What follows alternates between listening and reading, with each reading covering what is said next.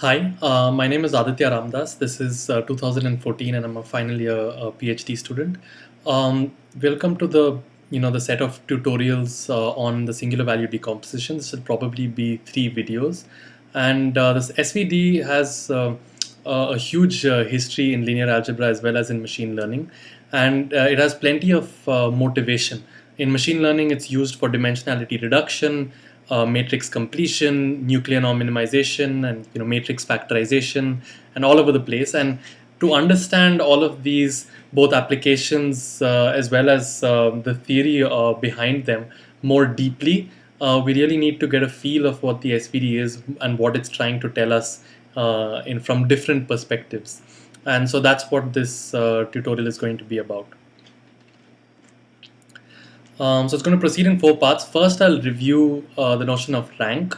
Then I'll go into some equivalent definitions of the SVD, the one that I'll use, as well as other similar ones which can get really confusing. Then we'll go to some definitions of norms like operator, nuclear, and Frobenius norms. And lastly, I'll talk about how the SVD can be understood as in terms of matrix factorizations, in terms of matrix approximations. So let's look at rank. You must be familiar with the notion of dimension, which is for any space, it's the size of the smallest basis that spans that space. So for example, R3 has dimension 3 because the smallest basis that spans R3, one example of that would be 1, 0, 0, 0, 1, 0, and 0, 0, 1. This is one example of a basis that spans R3, but any other basis that spans R3 must have at least 3 elements, and so R3 has dimension 3. Now the row rank of a matrix A, now this could be any matrix A, let's just say in general it's an M cross N matrix. Now the row rank is the dimension of the row space, or it's the dimension of the space spanned by all the rows. Similarly, the column rank is the dimension of the column space, which is the span of all the columns. Now, a fundamental theorem in linear algebra tells us that the row rank equals the column rank. Of course, the rank, which I'm going to denote by R, has to always be less than min of m comma n. That's quite easy to see. And the rank is like some kind of notion of intrinsic dimensionality of the matrix A. If the matrix A was rank 1, then either all its rows are the same, its columns are the same, or something like that, where basically there are no real degrees of freedom available. And if is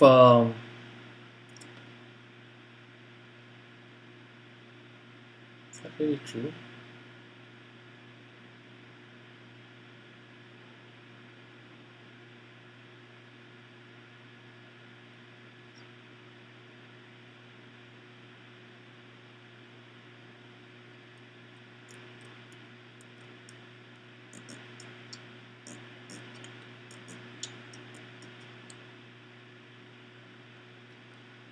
So rank is like intrinsic dimensionality in the sense that if a matrix has rank 1, then all its rows are multiples of each other, and all its columns are also multiples of each other. And so there's not much freedom involved in either the row space or the column space. If a matrix has maximum rank, its full rank, so its rank is actually min of m comma n. In that case, actually the row space and the column space will both have a lot of richness. There'll be full dimensionality, at least the maximum allowed by the matrix. Now, the SVD can be defined as follows. Every M cross N matrix A of rank R has an SVD. So every matrix has a singular value decomposition, and it can be decomposed as follows. A can be written as the matrix multiplication of U, D, V transpose, where U is nothing but an M cross R matrix such that U transpose U is the identity, the R cross R identity, right? So if you're thinking about A as being a matrix like this, then U is going to be a matrix of the same number of rows, right? So it's M cross R. D is an R cross R diagonal matrix, right? So D is going to be a matrix with only entries on its diagonal, right? So it's going to be an R cross R matrix. And lastly, V is going to be an R cross N matrix. So this is M cross R, this is R cross R, this is R cross N. So V is an N cross R matrix, so of course V transpose is R cross N, and V transpose V is the identity. So V has orthonormal columns, or when it's written as V transpose, then its rows are orthonormal. And there are R such rows, and this has R orthonormal columns, right? So again, what I mean by V transpose V is I is basically that Vi dot Vi is 1 and Vi dot Vj is 0 if I is not equal to j. So that's what this statement really means, and this is the R cross R identity. So this is the way I like to think about the SVD. There are many equivalent forms of it, but I like to think of it as, if it's rank R, then there's an R cross R matrix sitting in the middle, which is diagonal. And usually we have decreasing entries, or rather non-increasing entries. So the largest entry is written as the first one, the second largest entry, the third largest entry, and so on. And we have an M cross R and R cross N matrices. Now, if one actually expanded this out, so one can actually expand this out in a slightly different fashion, we can equivalently say that we can write a rank R matrix in this form. And this says that A is the sum from I equal to 1 to R of Di, Ui, Vi transpose. So remember, Di is just the ith diagonal entry of D, so it's just a scalar. Ui, Vi transpose. So Ui is the ith column of U. Vi transpose is the ith row of V, right? So if Ui has size M cross 1, Vi transpose has size 1 cross N. So this term Ui Vi transpose is an M cross N matrix of rank 1. Okay, so it's a rank 1 M cross N matrix. And what we are saying is that A can be written as the sum of R different rank 1 matrices. Those rank 1 matrices are U1 V1 transpose, U2 V2 transpose till UR VR transpose. And the coefficients, which are like weights in front of them, are the D1 to DR. So I often like to think about it in this form, that is, the M cross N matrix can be written as maybe 3 times a rank 1 matrix plus 2 times another rank 1 matrix of the same size, plus maybe 0.5 times another M cross N matrix, right? So you're just adding up 3 of these rank 1 matrices to get your original matrix, and this matrix would be rank 3 in this case, with singular values 3, 2 and 0.5, and UV transpose would, they would satisfy those properties that the UIs are orthonormal and the VIs are also orthonormal, and so on, right? So you can either think about the SVD as giving you a way to decompose it into a matrix product, where an R cross R matrix sits in the middle, a diagonal matrix, or you can think about it as decomposing A into the sum of R different rank 1 matrices.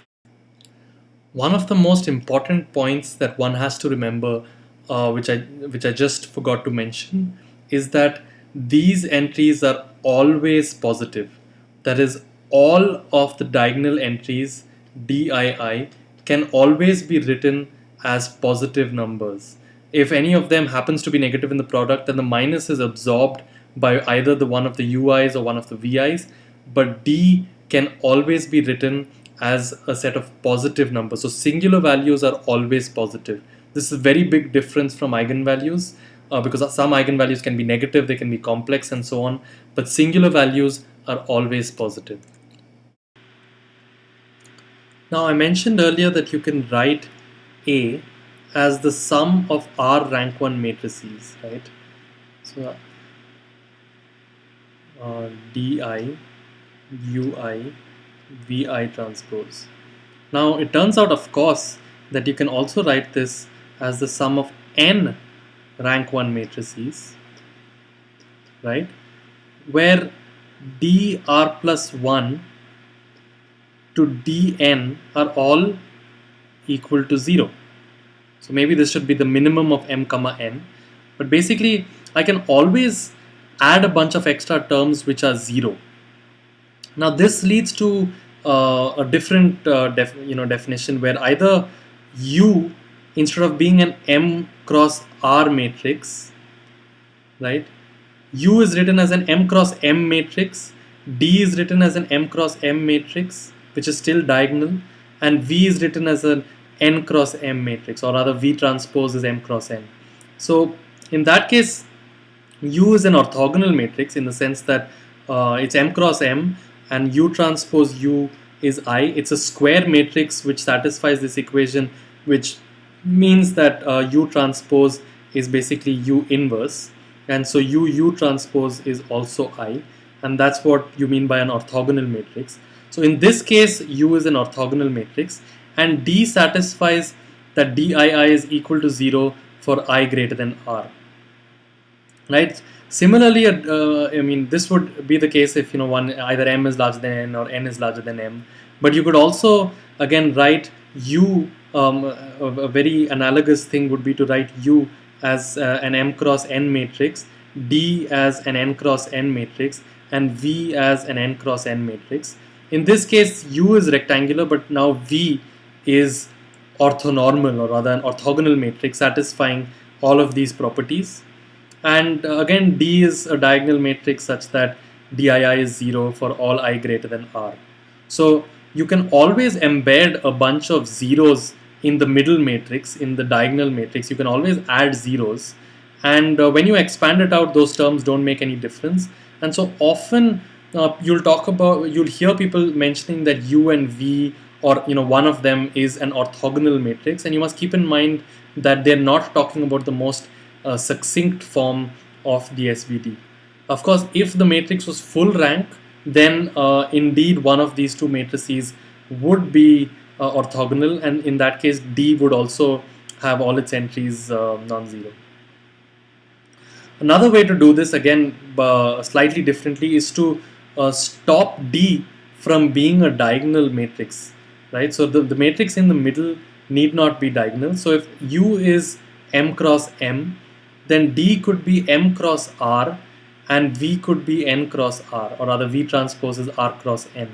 Now again, over here, U would be an orthogonal matrix and D would no longer be diagonal, and D would basically have some rows entirely as 0 to overcome the fact that I have an overcomplete U, right? So you'd have the fact that if I only looked at the first R rows, then they would be the same as the original D.